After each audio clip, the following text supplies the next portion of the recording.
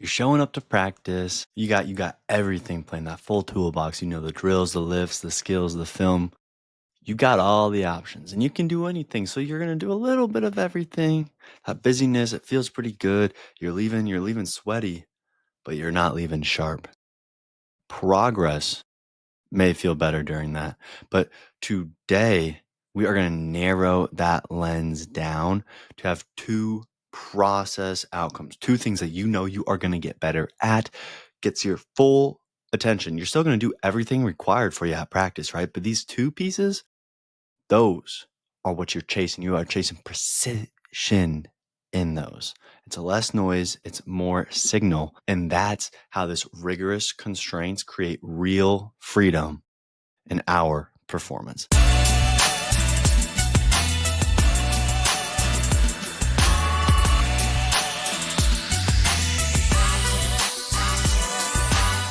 Hey, y'all, welcome to the Mental Performance Playbook, where we are breaking down elite mental strategies and delivering them in actionable exercises for you to apply immediately. My name is Gabe Rummel, mental performance coach, founder of The Athlete's Health, creator of its Phronoic Gym, and founder or creator of this Mental Performance Playbook podcast, dropping these exercises on here, walking it through here for you so you can go apply them immediately, whether you're the parent, the coach, the director, athlete, to go put this in your play, your performance, and take it out of there.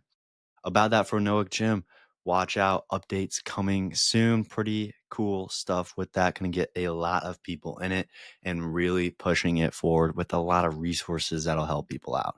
Okay. And yes, there will be a free piece of it. So stay tuned with that. Now, each week we have a theme here, and this week's theme, because they're always to help build your confidence, your resilience, stay focused, help your performance, right?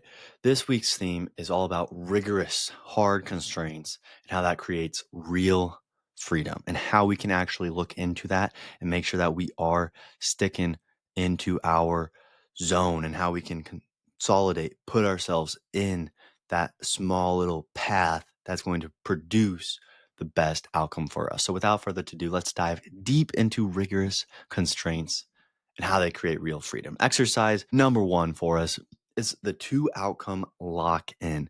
Now, this is, if you're a point guard, and I'm not going just basketball stories today, so stick with me. You're a point guard, you're trying to fix 5 things at once, because let's say you're not even like a true point guard, but you're the point guard. So now you got to get some more boards, you got to get some points, you're obviously getting the assists, you're just doing it all, right?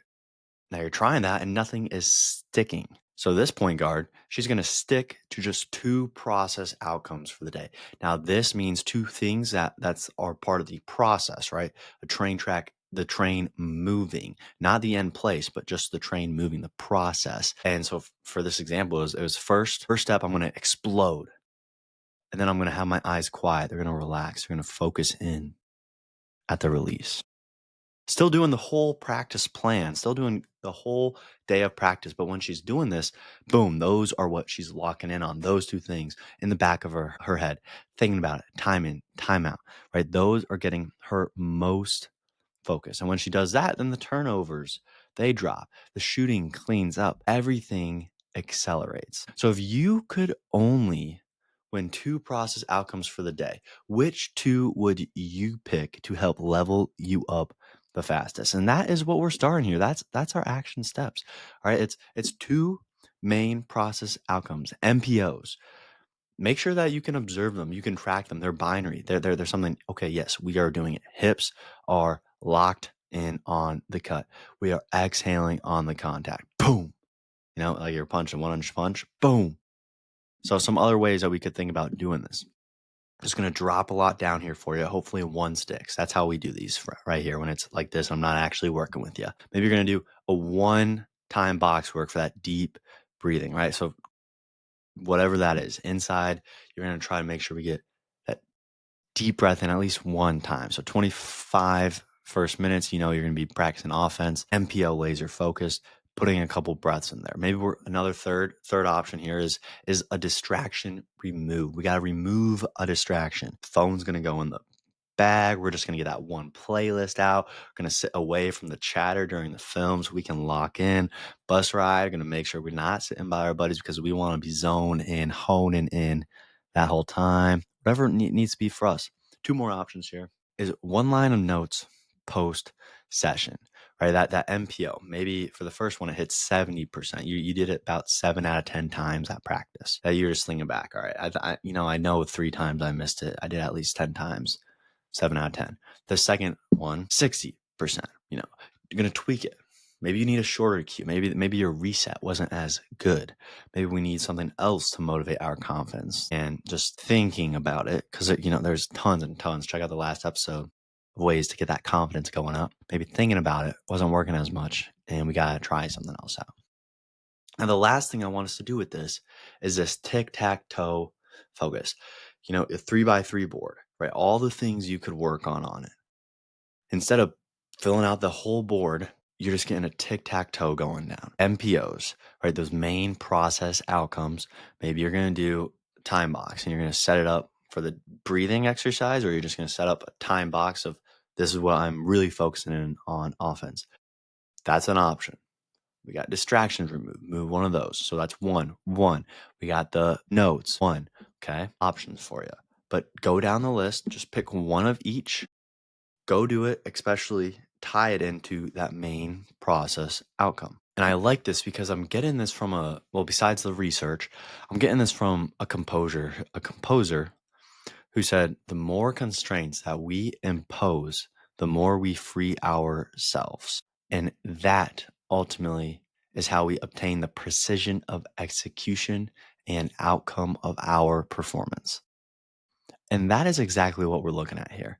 Now, if we can get those specific, difficult goals and then put a if then planning, right? Like we're doing. Okay, if this happens, this is what we're going to do. We're going to block this out and put fewer choices in there.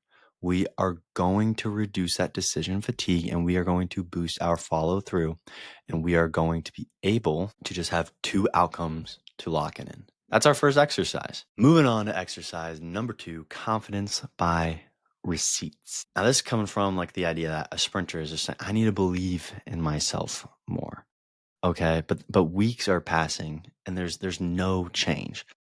Then we start logging her receipts of the tiny wins of practice, the splits, the starts, the breath count during the run, during the sprint. Now, after 10 days, she has a full log, and that confidence, it stops being a feeling, and instead it's proof. We can look back, we can track it. So what evidence would make you confident, would make your confidence undeniable if you had evidence to back it up? And this is what we do. We create a receipt tracker, right? We're going to have your mental exercise that you're doing every day. So if you have not checked out a free mental training session with us, get on that. We can set up your exercise tracker so we can get the receipts going. We can track it. Say, hey, you are doing this. You're adding these up. You're getting the days going. We are locking you in.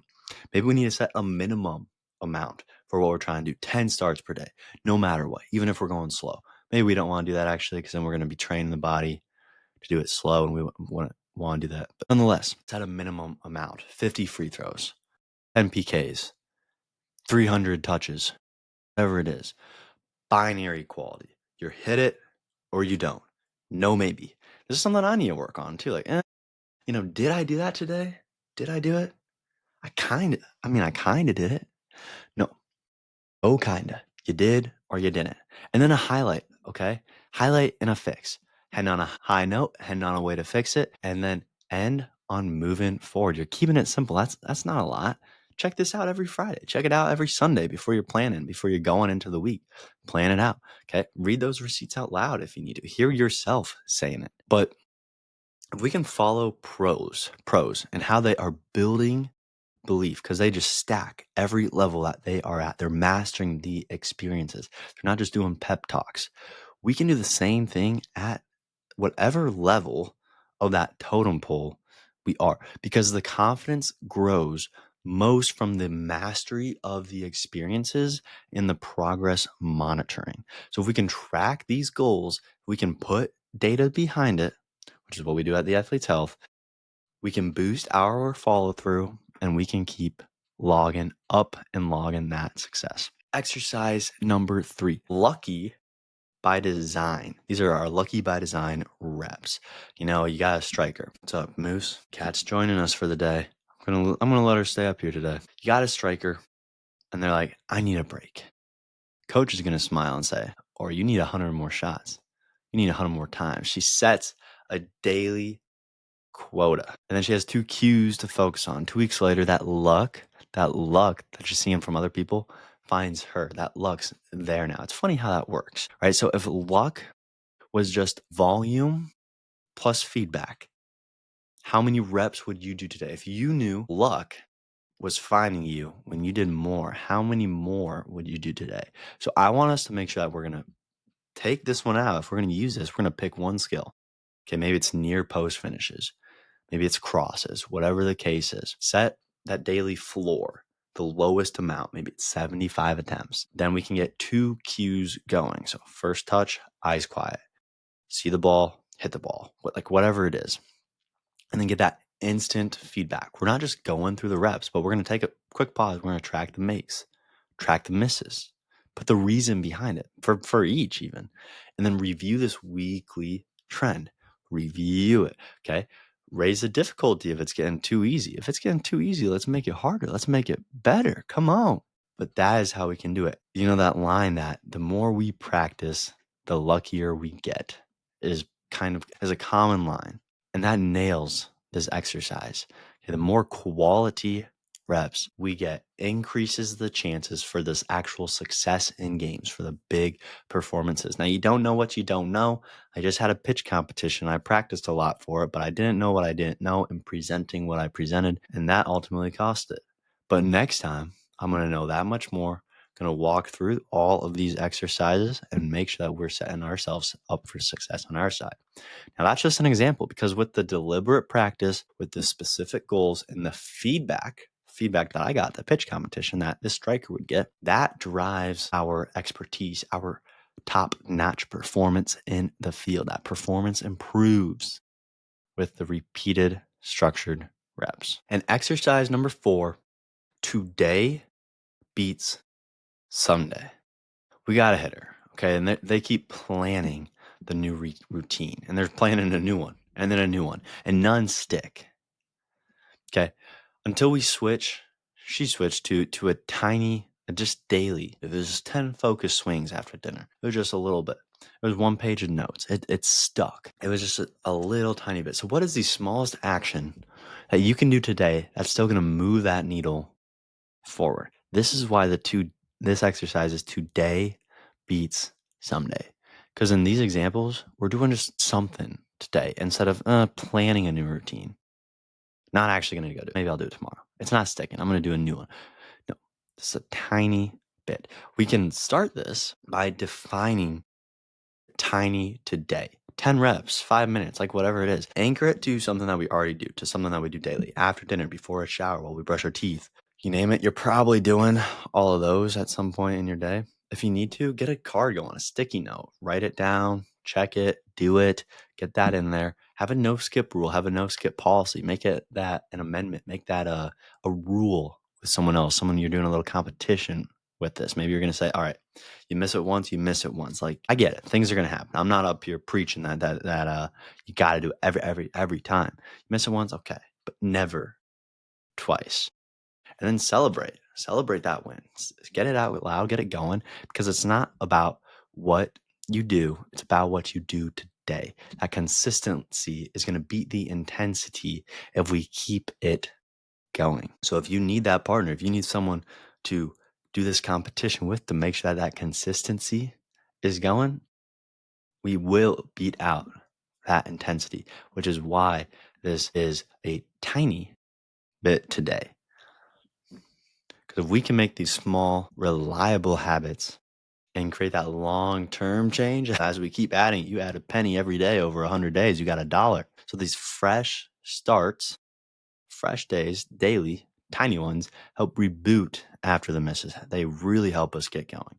And so that's why this 4th one was having today beat someday. Now, I want to make sure we recap this. Went through these somewhat fast, but that's what I'm trying to do. Make sure that you can go out and use them. Just take one or two. But we made sure that we narrowed our focus just on two process outcomes, right? And we were going all in on them. We're still doing the rest of practice. But we've got two MPOs that we are crushing. And then we're going to stack the receipts so that confidence is earned and it's not guessed, it's not questioned, but it is right there for us. We're going to build that luck in quotations marks, with the reps and the feedback. And then we are going to win today with that tiny today.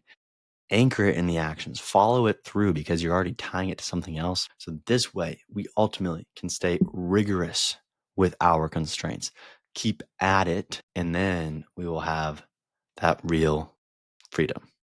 I would love to drop more of this knowledge on you. Check us out next week. Otherwise, check out our Phrenomic Gym, our TH Mental Phrenomic Gym. Links dropping soon. Stuff are in the comments below. Get signed up for that free mental training session and check out more of our information on social media. If you like this, leave a 5-star review for us. Love that. And otherwise, I will catch you next week. Name's Gabe Rummel. Peace.